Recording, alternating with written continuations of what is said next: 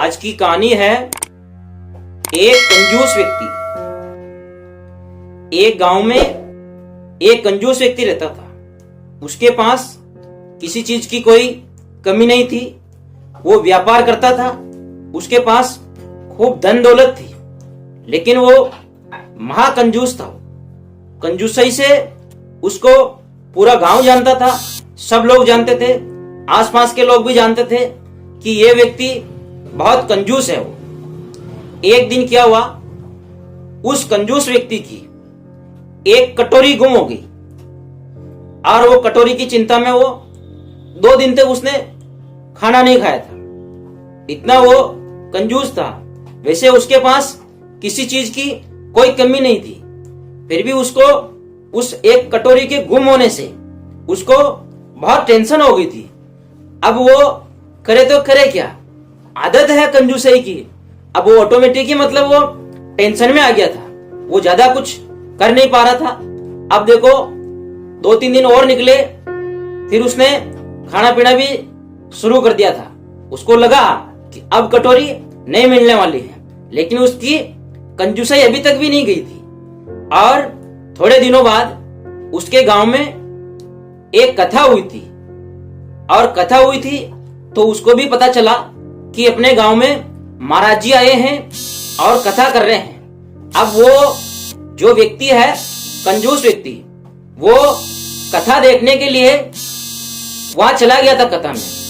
और जब वो कथा में गया तो गांव के जो लोग हैं उसको देख के हंसने लगे थे, क्योंकि वो कंजूस था। सब जान रहे थे क्या बात है, आज तो कंजूस व्यक्ति भी कथा में आ गया है।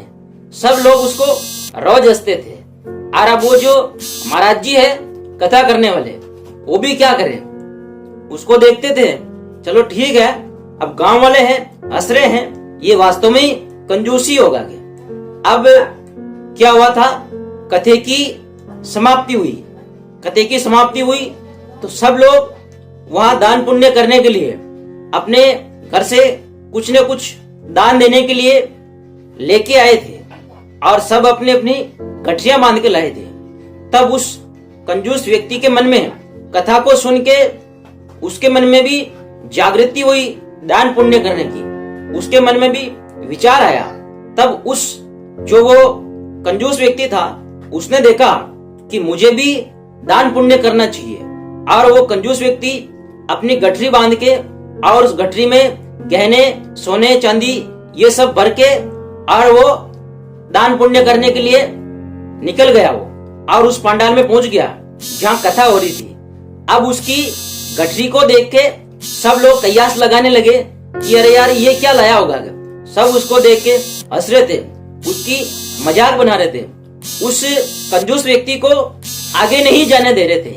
अब सब लोग अचंभित हो गए थे कि यार ये क्या लाया होगा, घबरा गए थे उसको देख के और उसको आगे नहीं जाने दे रहे थे। जैसे तैसे करके उसका नंबर आया, उसकी बारी आई तो वो व्यक्ति भी वह मंच पे पहुंचा था जहां महाराज जी कथा कर रहे थे।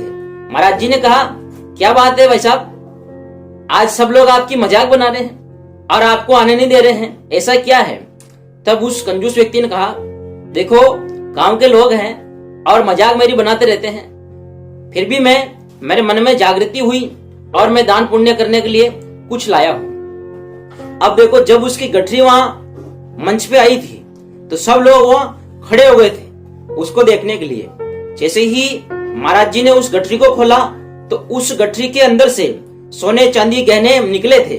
अब जब ये सब चीजें निकली तो इसको देख के पूरा पंडाल चौंक गया था। और अब वो जो महाराज जी है उन्होंने भी कहा, आज से आप सम्मानित व्यक्ति हो गए हो। तब उस कंजूस व्यक्ति ने कहा कि गुरुदेव, यह सम्मान मेरा नहीं है, यह सम्मान धन का सम्मान है।